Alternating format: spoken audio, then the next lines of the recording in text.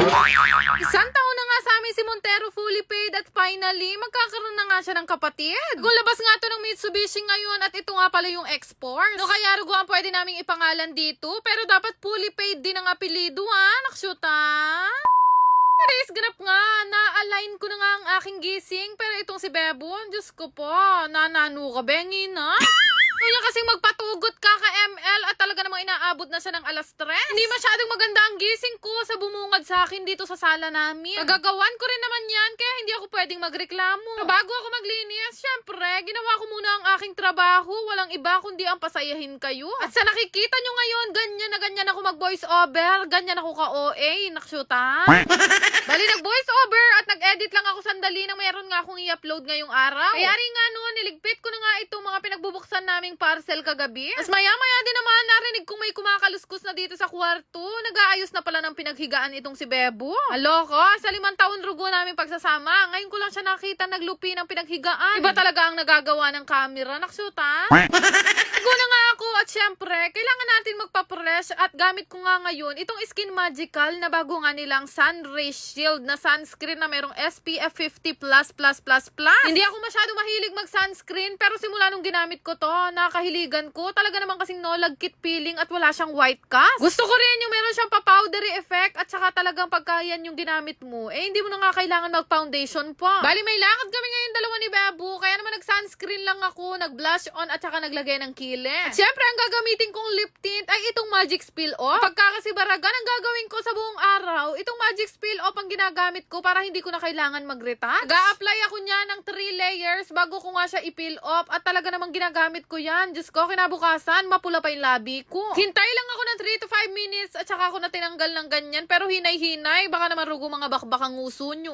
Alis na nga kami niyan, pero uminom muna ako nitong Necotayon para hindi ko nga makalimutan mamaya. Isa nga sa umaga, isa sa gabi, at yan talaga ang tinetake ko ilang taon na. At syempre, hindi pwedeng makalimutan itong free siya ng Mystery Scent. Shake nyo lang yan guys, bago gamitin, may pagka-fruity na floral lang amoy at 3 to 5 hours ang tinatagal ng amoy niyan sa akin. Murang-mura lang yan guys, kaya kung gusto nyo subukan, abay syempre, umorder kayo.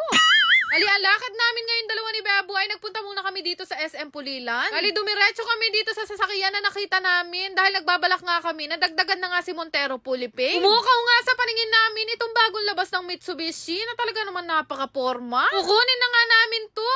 Pera na lang talaga ang kulang, nakshuta. Nalay nga muna kami ng landas ni Bebo at ako nga ay nagpalinis nga ng kuko. May parang kahit sino, hindi rugo maniniwala na bibili ako ng sasakyan. Mali nga ako ng suot ng tsinelas. Bakit kasi hindi ako nagdal shoes ng kalibag ng kuko ko sa paa? Bang hinahanap ko nga si Bebo, nakita ko nga na merong Easy Cafe restaurant na rin pala dito sa may Pulilan, Bulacan. Dito yan sa loob ng SM Pulilan at katabi lang siya ng Greenwich. Dito na nga din namin naisip mag-lunch nitong si Bebo kasi marami pa nga kaming gagawin ngayong araw. Hindi lang masyadong halata sa tiyan ko pero ito pa lang yung unang kain ko ngayong araw. Kami inasikaso ngayon ni Bebo sa bangko dahil inaayos nga namin yung mga record nga ng business namin. Bukas na rin kami ng panibagong bangko dahil pinaplano nga namin na magtayo pa ulit ng isang branch ng Menjo Korean House. Plano naman na namin lahat ni Bebo, location na lang talaga ang hinahanap namin. Saan kaya namin pwedeng ilagay? Then check muna tayo.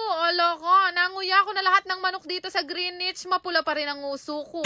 Tapos namin dito sa SM Pulilan, ay nagbiyahe na rin naman kami dalawa nitong si Bebo na pupunta nga kami sa Bugay Farm. Yan ko lang talaga na-appreciate itong sunroof ng aming Montero Puliping. Bali sa NLEX, nakaganyan ako hanggang makarating kami ng Subic. Pagdating namin dito sa Bugay Farm, dumiretso agad ako dito nga sa pinagagawa ko ng kulungan ng manok. Alam niyo naman ang Disney Princess, lahat ng racket papasukin yan, kaya balak ko na rin magkaroon ng poultryhan. Bali, pinagawa ko na nga lang pala to sa mga lolo't tito ko. Bukas na kasi darating yung mga manok na pinagbibili nga namin ni tatay at na-excite na nga ako, nalagyan nga sila ng mga name tag. Bata kasi ako, pangarap ko talaga na magkaroon kami ng alagain na mga manok, kaya lang wala rugo kaming pwesto sa bahay. Kaya naman ang ginagawa ko, nakikihuli na lang ako sa manok ng kapitbahay namin, kaya palaging masarap ang ulam namin. Huwag kayo mag-alala, wala namang maniniwala sa mga kapitbahay namin kasi wala naman talaga silang manok. Maya nga, lumapit nga sa akin itong sa Angeline Mapagmahal at meron nga siyang binigay na malaking parcel. Regalo nga daw niya to sa akin. Diyos ka, sabi ko kaya, at sinobra na yung kabayat ni. Ayun na lang ulit ako binigyan ng regalo ng nanay ko. Ano kaya ang laman nito? Tigas nga to na sobrang bigat. Ang sabi ko nga sa kanya, niregaluhan niya pa yata rugo ako ng tiles. Noong binuksan ko nga, natuwa nga ako nung nakita ko kasi matagal na daw niyang hinihintay yung parcel na to. Binilhan niya ako ng maganda at aesthetic na sangkalan. Kaya rin nga noon, dumiretso na ako dito sa loob ng kwarto dahil natapos na nga tong barnisan. Pwedeng-pwede na naming ayusin at tulugan. Problema ko lang nga ngayon, napakarami nga nagtalansika ng mga barnis sa sahig. Yes, ko muna ilapag at pinatatanggal ko muna yung mga gamit sa ilalim ng papag. Tapos inilagay ko na nga itong kutsyon na pinagpag ko nga kanina. Meron nga rin akong biniling bedsheet na napaka-aesthetic ng design pero sobrang tigas ng tela. Okay naman sana tong bedsheet na to, kaya lang hindi pwede sa mga malilikot matulog dahil walang garter ang gilid. Pero mas gusto ko naman na to kaysa sa nilalagay ng bedsheet na nanay ko kung hindi stitch. Hello Kitty.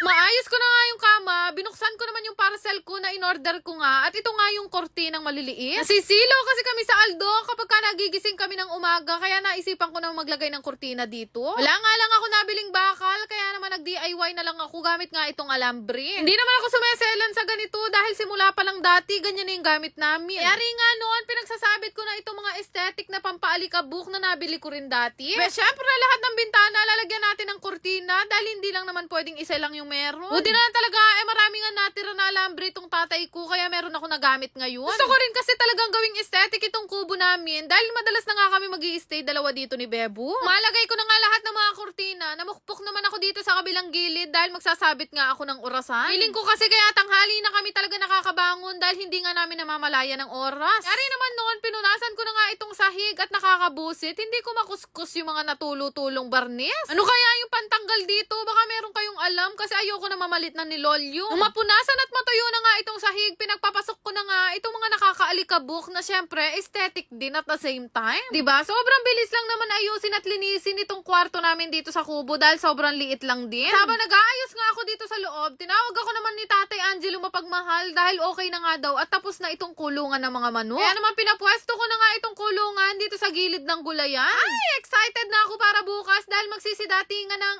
ating mga housemates. Sino kaya ang maswerteng makakapasok sa kulungan ni ate?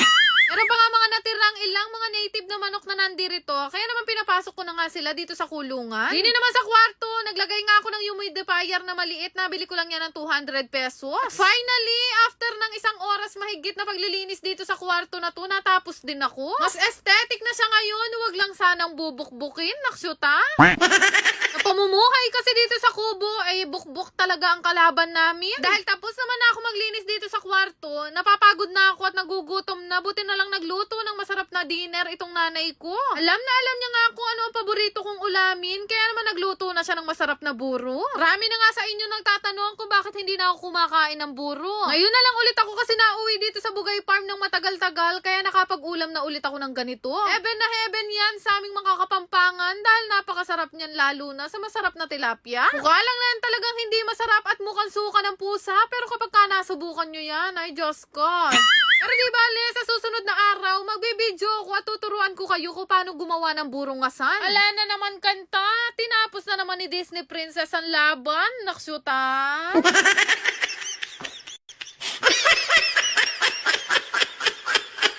Yan lang naman. Salamat! 5,575!